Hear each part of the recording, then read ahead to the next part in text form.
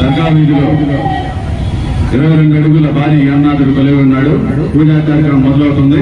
భక్తులందరూ పాల్గొనవలసిందిగా కోరుతున్నాం. 22 అడుగుల బాంబే స్టైల్లో ఉన్న గణనాథుని ప్రతిష్ఠించడం జరిగింది. ఈ కార్యక్రమం మొదలవుతుంది. వ్యాపారస్తులు, కమిటీ మెంబర్స్, భక్తులు అందరినీ ఆహ్వానిస్తున్నాము. ప్రతి ఒక్కరూ ఆహ్వానితులే, పేరు పేరున ఆహ్వానిస్తున్నాము. మీ అందరి సహకారం లేదే ఈ కార్యక్రమం చేయలేము. ప్రతి ఒక్కరూ భాగస్వామ్యమే. అందరినీ పేరు పేరున కమిటీ తరఫున ఆహ్వానిస్తున్నాము.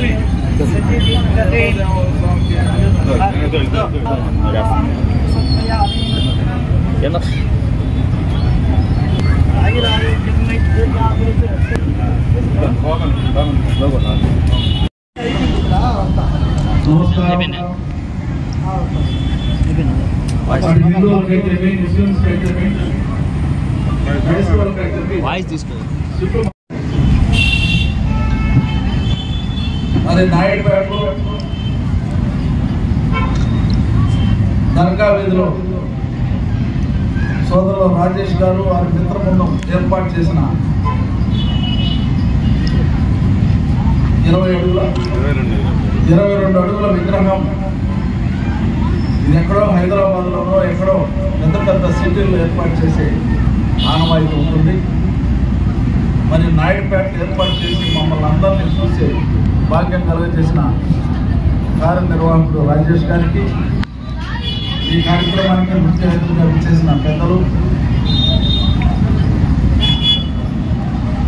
శ్రీ తమ్మిరెడ్డి జనార్దన్ గారికి, సోదరులు విజయభాస్కర్ రెడ్డి గారికి, మరి ఇక్కడికి విచ్చేసిన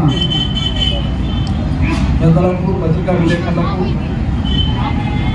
ముఖ్యంగా ఈ ఉత్సవ కమిటీ, ఈ విగ్రహ కమిటీ సభ్యులకు అందరూ కూడా పేరు పేరు వినాయక చవితి శుభాకాంక్షలు తెలియజేస్తున్నాం. చాలా సంతోషం. ఈ పండుగలు, ఈ ఉత్సవాలు ఎందుకు జరుగుతాయంటే ప్రజల్లో ఒక ఐక్యతకి సమైక్యతకి ప్రతీక.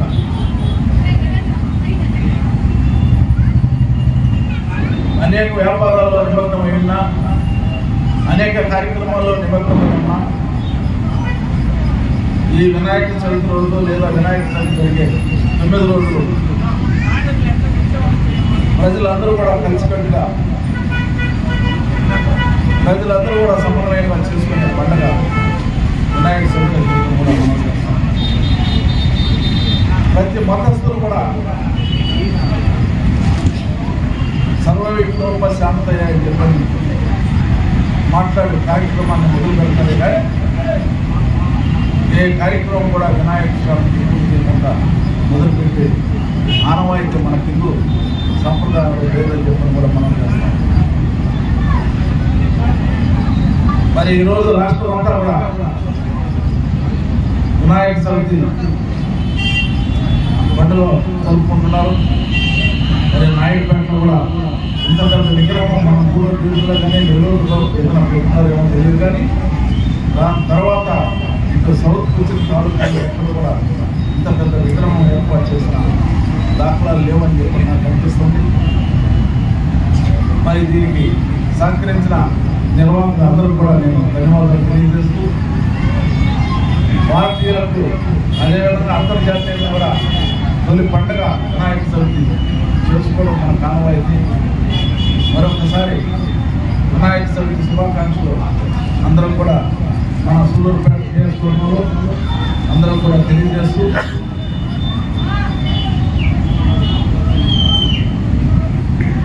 మరి మన సూళ్ళూరుపేట నియోజకవర్గంలో కూడా మన శాసనసభ్యురాలు శ్రీమతి డాక్టర్ నెలవల్ విజయశ్రీ గారి సూళ్ళూరుపేటలో అనేక ప్రోగ్రాం ఉండడం వల్ల ఈరోజు ఈ కార్యక్రమానికి రాలేకపోయింది. తప్పకుండా మీరు లాస్ట్ ప్రోగ్రాం రోజు తప్పకుండా శాసనసభ్యురాలు ఇక్కడ అటెండ్ అవుతుంది.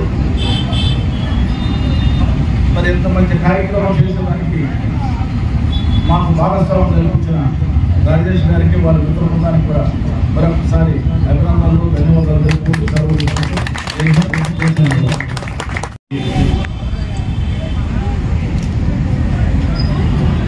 మరి ఈ కార్యక్రమానికి విచ్చేసినటువంటి ముఖ్య అతిథులు,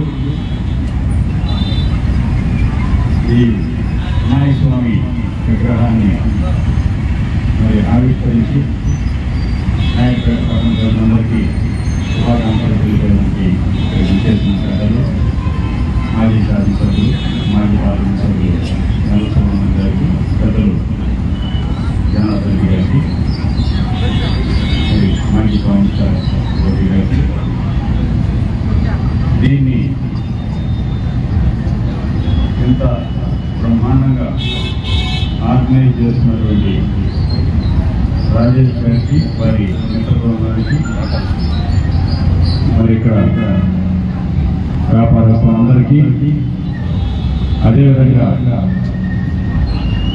ఇక్కడికి విచ్చేసినటువంటి పాత్రికేయ సోదరులందరికీ వినాయక చవితి శుభాకాంక్షలు తెలియజేస్తున్నాను. చాలా సంతోషం, మంచి కార్యక్రమంలో మమ్మల్ని భాగస్వాములు చేసి ఈ కార్యక్రమానికి ఇక్కడికి మరి పెద్దలు చెప్పినట్టు తొలి పండుగ, ఈ పండుగలో మమ్మల్ని భాగస్వాములు చేస్తున్నాను.